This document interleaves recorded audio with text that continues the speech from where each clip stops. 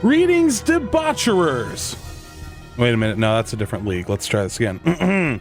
Greetings, Lowlifes. This is your recap voice guy here to regale you with tales of the league and its goings-on with some other weekly shenanigans. This will be a regular thing posted on my YouTube channel. Subscribe if you haven't already. Mr. Ghost Rider and I are so starved for attention, we'll probably just send the links out to all 16 of you every week, but share with your friends. It's quite fun. Well, on to the recap. Starting off, 2 of last year's members have departed and we remember them so deeply. Anyways, we replaced last year's 15th place finisher, the beautiful and talented Victoria, with the very talented but not quite as beautiful Rick Elkins. We also replaced last year's biggest loser, Matt Carlock, with local drinker and realtor Carlos.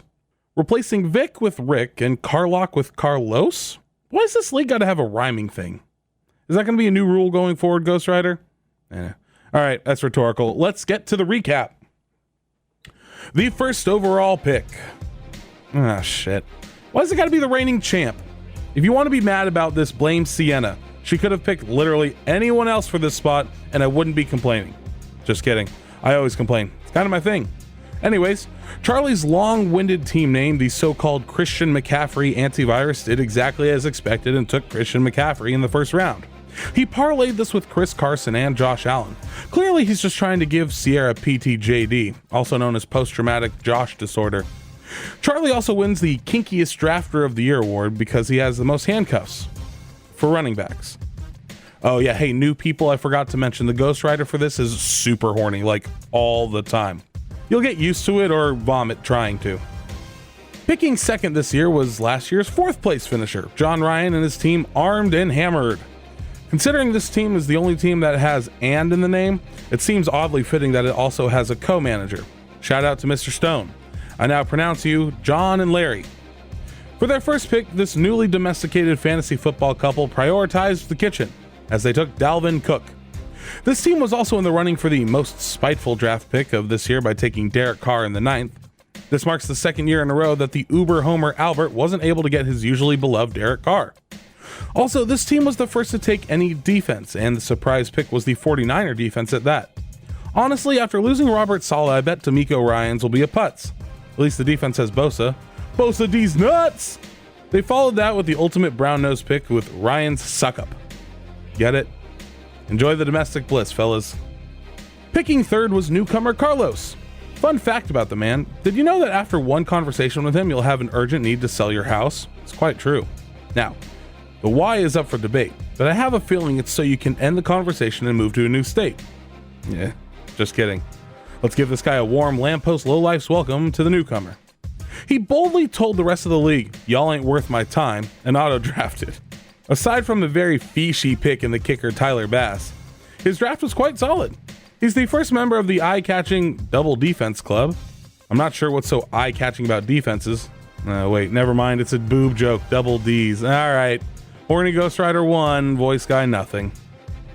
Picking fourth was Bob's Butt Kickers. He already wins Best Alliteration Award for names, and that'll probably be the only award he wins all year. Okay, maybe a bit harsh, because he did have a solid first 3 rounds. But he made the first bye-week blunder of the draft by taking 2 quarterbacks who have the same bye week. He better hope no one grabs Carson Wentz on the waiver wire, because he's going to need him for week 7. Bob also blundered by taking a player whose name sounds like it was made by a perverted Ghost Rider with a speech impediment, Mecole Hardman. Fifth up was the fishy man himself, Caesar.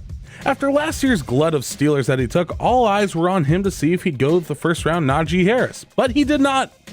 Caesar's team, Throw to Juju, shocked the world by not taking a Pittsburgh Steeler until the 4th round, and no, it wasn't Juju Smith-Schuster. Caesar becomes the first member of the "I named my team after a player and didn't draft them" club, although I think Sierra took Juju just to spite him. It's a very fishy pick indeed. Picking 6th was the doctor of hoptology himself, Alberto. He embraced his inner lascivious side by getting a big Chubb first. Nick Chubb, that is. Don't ask what team he plays for. My Ghost Rider will make some toilet jokes. Regardless, Albert kept the pervert theme going by taking the player with a female name in Terry McLaurin, and then got Wood the following round. Robert Woods, that is. Maybe he's got a fetish for Kenyans, which would explain the Kenyan Drake 4th round reach. To cap off the most perverted team theme, he invited the rest of the league to give him a good fisting by taking the Raiders defense and unironically starting them week 1. There's only one reason for such decisions. The dude wanted awards. He took 4 Raiders, giving him the Caesars Homer of the Year award, while taking Kenyon Drake 3 rounds ahead of his average draft position made him the recipient of the prestigious Victoria Carville's Biggest Reach of the Draft award. Is there a way to give anti-congratulations? Picking 7th was the guy who's clearly the best, most handsome, and all-around amazing guy in the league, Alex Tasker, and his team Jim and Juice. Psh, and if I do say so myself, I think he's one stud of a man. This team drafted seemingly pretty normal until you actually look at them. 10 of the 13 players have J's in their name. Aaron Jones, AJ Brown, TJ Hawkinson, Jerry Jeudy. One of the guys that doesn't have a J in the name actually sounds like he has one, that being DeAndre Swift. Maybe he's got an obsession with people that have J's in their name, hence the friendship with Jimmy. A DJ, a Jones, a Jamar, a James, and a fucking Jimmy followed the Swift pick. Very odd. Oh, and his team name has 2 J's in it. We'll look into it. Picking 8th and probably the first to die if this league ever turns into a horror movie is Rashad and his team ABC, easy as BBC. Easy ass indeed, good sir. He selected the first non-running back in the draft with Devontae Adams, and his draft held a common theme. Running backs are for pussies. He boldly didn't take his second running back until the 6th round, although he got his uncle, Tom Brady, in the 4th round. Jesus Christ, Ghost Rider, you're gonna get me killed. Some may be thinking that was a bit too early, but personally I believe it's never too early to have a goat, unless you're talking about goat cheese. It should always be too early for goat cheese. He continued his animal theme drafting by taking Michael Gallup. He also got a chicken theme going by taking Colonel Jason Sanders as his kicker in the last round. Why does the black guy get the one KFC joke, Ghost Rider? Answer me that. 9th on the board was Rashad's devoted rival and winner of the Biggest Shit Talker of the Year award 3 years running, Sierra and her team claw into the end zone. Sierra also made a run at having the most perverted themed team by getting Young Ho Koo, Jared Goff. Oh, I see. Jagoff. Also, she got JD McKissick. And her tight end, Giggity, is Austin Hooper, the guy who's 1 letter away from being a prostitute. The pickup after Hooper was Randall Cobb, which thankfully is not sexual in any way, shape, or form unless you're thinking about corn. Although if there was a way to make corn on the cob sound sexual, it's this fucking writer. Getting back on track, Sierra the Packers fan got cucked by Rashad after he took Devontae Adams right before her. Luckily for her, she was able to select Aaron Rodgers and force him to play out the season. It's at this time I'll note that earlier in the offseason she said she was done with him and his drama. We move on. 10th was last year's regular season champ and 3rd place finisher Scott Gormley and his signature team name, Fukin. He went for the double chief stack of Tyreek Hill and Pat Mahomes. He also got hooked on a Thielen by taking Minnesota wideout Adam Thielen. He made a run at Caesar's Homer of the Draft award by taking 3 New York Giants players. He must have learned his lesson from fantasy baseball as he took mostly Mets the past year. And it's a miracle, yes, that he wasn't last place. With the 11th pick, we had local pizza place driver and assistant manager Matt Walter and his team name, whole 9 centimeters. My condolences to your girlfriend. She can call me. And now that I've earned a lifetime's worth of spit in my pizza, let's talk about the team he put together.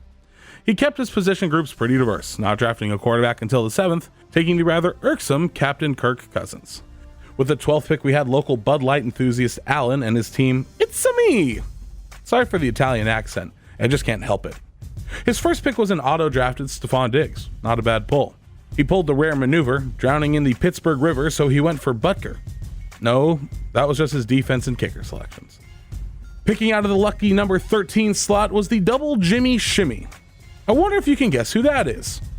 Mr. Commish and Ghost Rider of these here recaps went with Travis Kelce with his first pick, a surefire attempt to not win the weekly tightest end of the week award. He also went for the late round lottery receiver with Michael Thomas. If he comes back by week 10, watch out. Other than that, he took a number of receivers to cover in the meantime. Honestly, there's not enough smack talk in this for Mr. Ghost Rider, so let me spice it up a bit. Matthew Stafford is more like Matthew Trashford. Devontae Smith's legs are just stretched out toothpicks attached to a body, and Justin Jefferson has Kirk Cousins thrown to him. Fuck you, you're fucked. The 14th pick was handled by none other than league newcomer Rick Elkins and his team Trey Area. My Dak Ertz. He changed it right before this.